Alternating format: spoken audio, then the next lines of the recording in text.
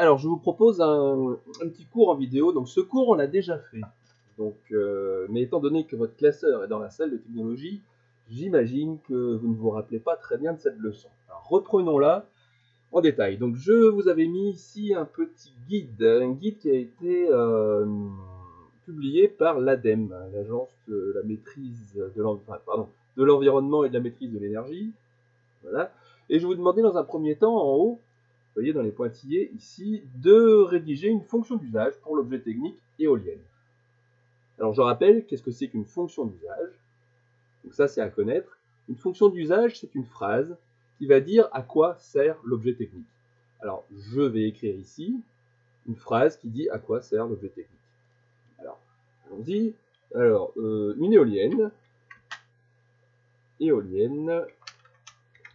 sert à produire, par exemple, de l'énergie électrique à partir de l'énergie cinétique du vent.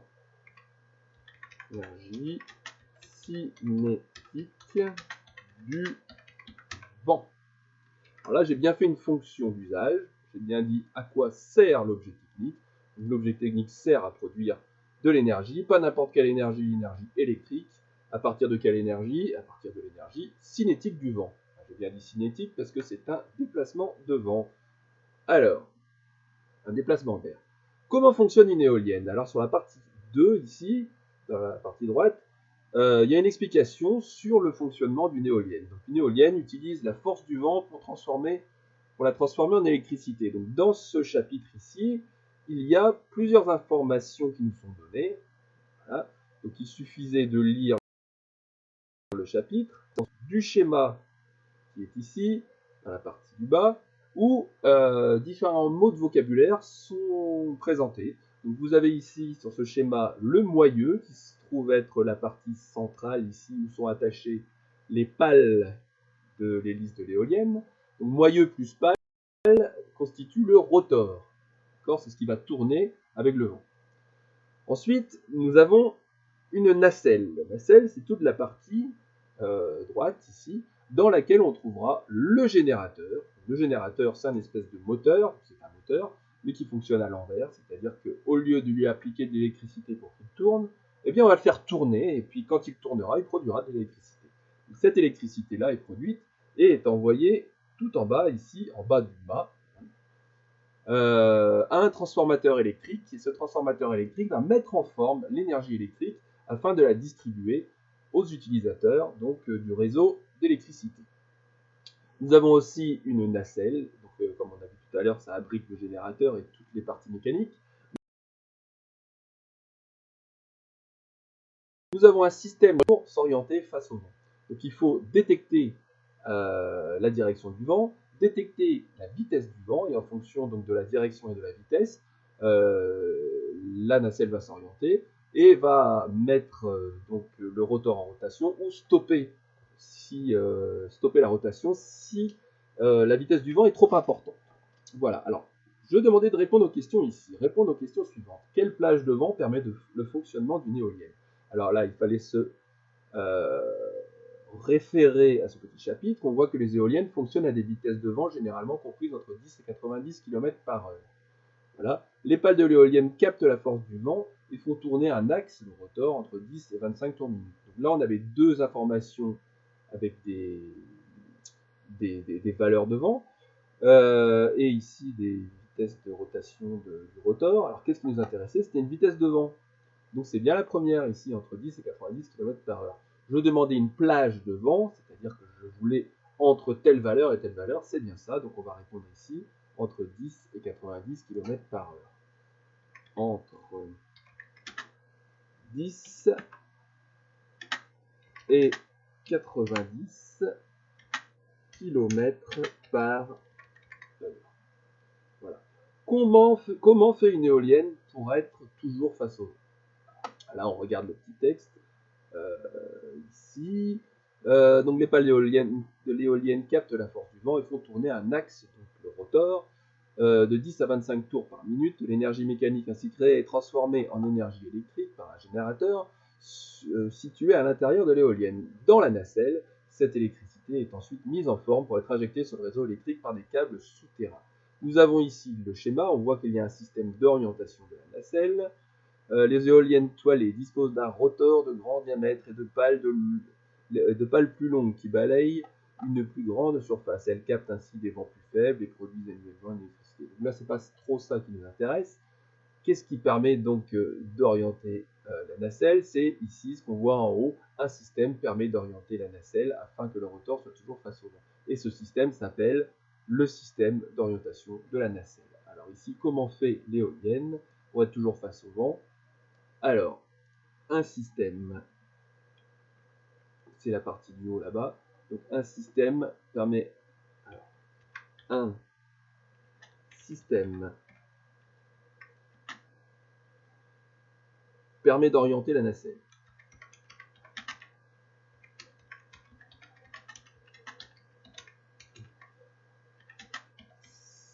C'est le système d'orientation de la nacelle.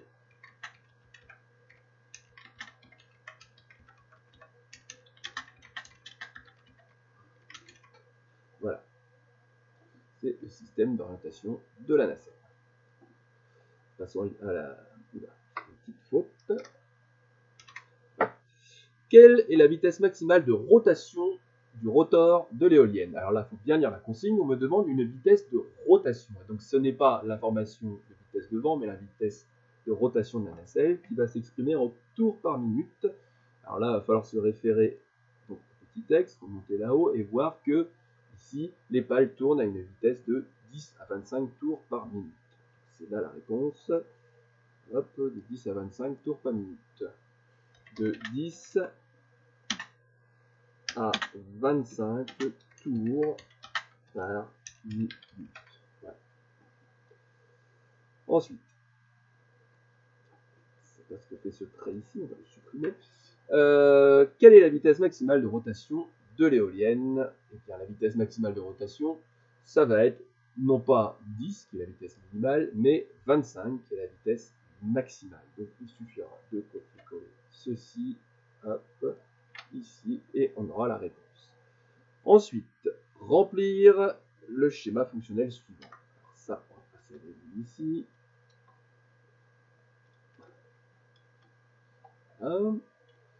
Remplir le schéma fonctionnel. Alors là, c'est une partie du cours qu'il faut connaître. Qu'est-ce que c'est qu'un schéma fonctionnel? Un schéma fonctionnel, ça va être la description d'un objet en le découpant en différentes fonctions techniques. Alors les fonctions techniques sont ici. Les solutions techniques seront mises en face.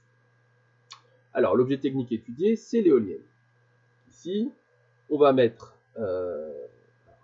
ici, il y a un trait qui demande, c'est celui qu'on voyait apparaître tout à l'heure. Je vais le refaire apparaître ici. Voilà. Alors, à quoi sert le rotor? On va répondre à ça, on va regarder là-haut. Le rotor sert à... retrouvons le rotor. Les pales de l'éolienne captent la force du vent et font tourner un rotor. Donc le rotor va permettre de capter le vent. Alors ça va être... on va transformer l'énergie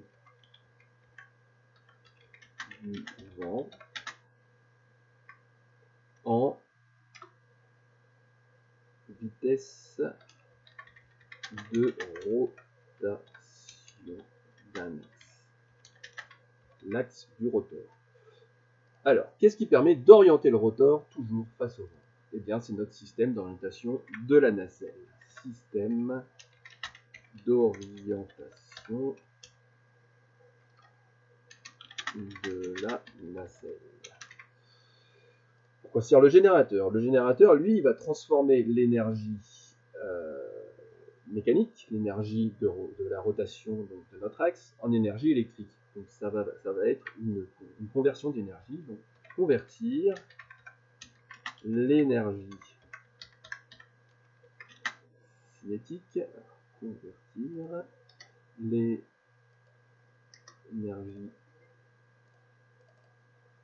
cinétique électrique en énergie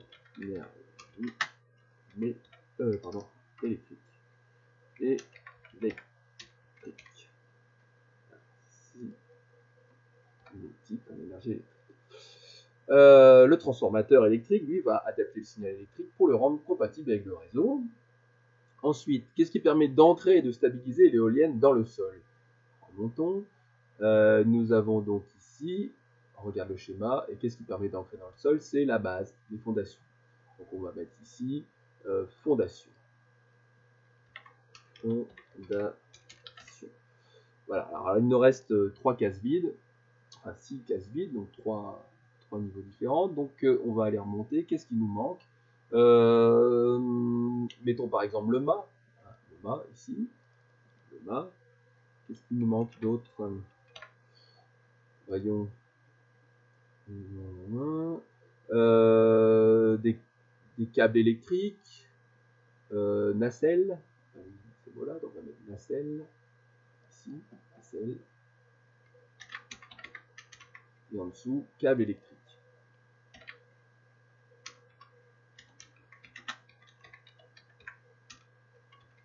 Alors, à quoi sert un câble électrique? Ça sert à transporter l'électricité.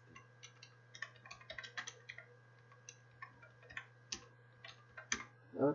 À quoi sert la nacelle? Ça va servir donc à abriter. Ça peut être un mot intéressant, un bon verbe d'action. Abriter le générateur et les engrenages, parce qu'il y a des engrenages dans cette éolienne. Voilà. Et puis le mât, à quoi peut bien servir un mât? Eh bien, à mettre notre éolienne en hauteur, sachant que plus on va monter haut, plus on captera d'énergie cinétique du vent, puisque le vent sera plus soutenu et plus constant en altitude. Donc ça va être, ici, trouvons un verbe pour mettre en hauteur, ça va être placer en hauteur le rotor. Le rotor. Alors ça peut servir aussi, sachant que plus on va avoir des pales d'éoliennes qui sont grandes, plus on va pouvoir capter donc de vent. Ça pourrait être aussi permettre d'augmenter la taille du rotor. Voilà. On peut présenter le fonctionnement d'un objet technique en s'attardant sur la fonction technique de chaque partie de la machine. Mais on peut aussi raisonner en s'intéressant aux énergies mises en action. On a donc mis au point une représentation qui s'appelle la chaîne d'énergie. Au-dessus, nous avons un schéma fonctionnel et on va présenter autrement sous forme de chaîne d'énergie. Donc la chaîne d'énergie peut être pilotée par une chaîne d'information si l'objet est suffisamment complexe. Donc je ferai une autre vidéo pour présenter la chaîne d'information. Alors voici la chaîne d'énergie. Généralement, la chaîne d'énergie, on la présente avec 4 verbes à connaître, des verbes d'action qui sont alimentaires. On va connaître ces verbes-là par cœur. Donc, alimenter, distribuer, convertir, transmettre. Alors parfois, quand on a un objet autonome, on rajoute aussi stocker. On peut stocker de l'énergie.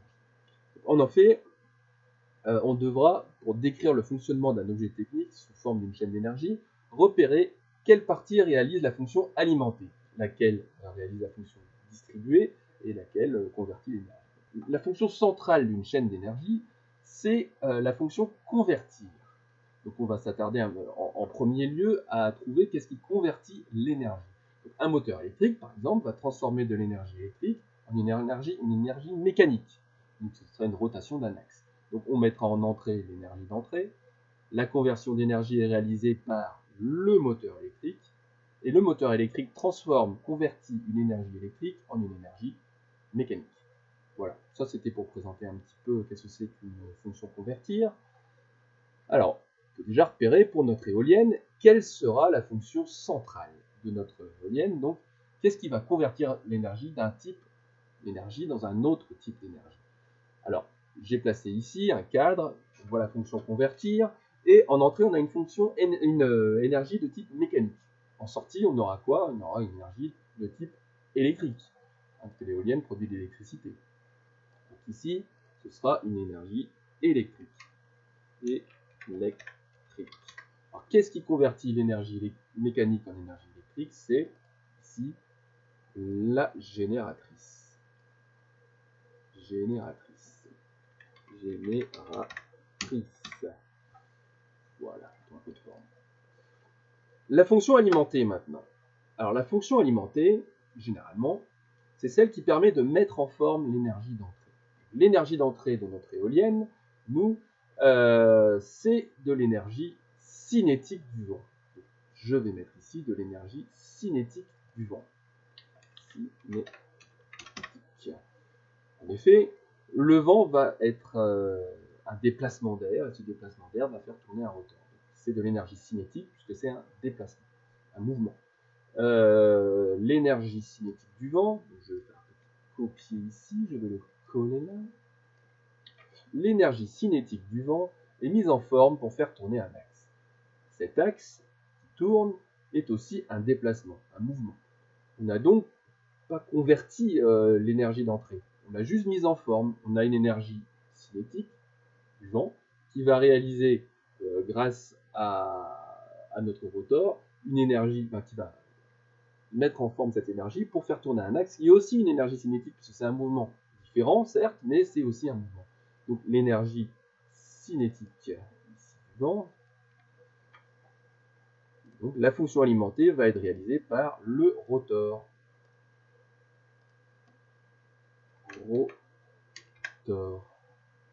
Voilà.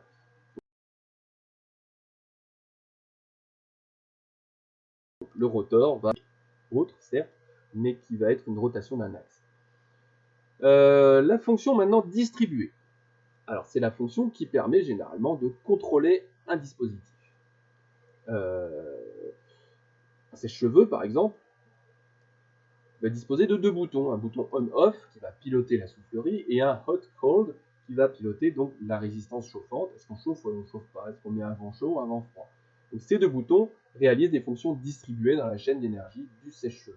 Donc on comprend bien en lisant la description du document de l'ADEME que l'éolienne peut être mise à l'arrêt en cas de vent trop fort, qui sont supérieurs à, je le répète ici, 90 km/h. Donc c'est le système de freinage. C'est un dispositif de contrôle électronique donc, qui va être contrôlé par un anémomètre et une girouette, qui sont deux capteurs placés en haut de l'éolienne. L'anémomètre va mesurer la vitesse du vent et la girouette va mesurer la direction du vent.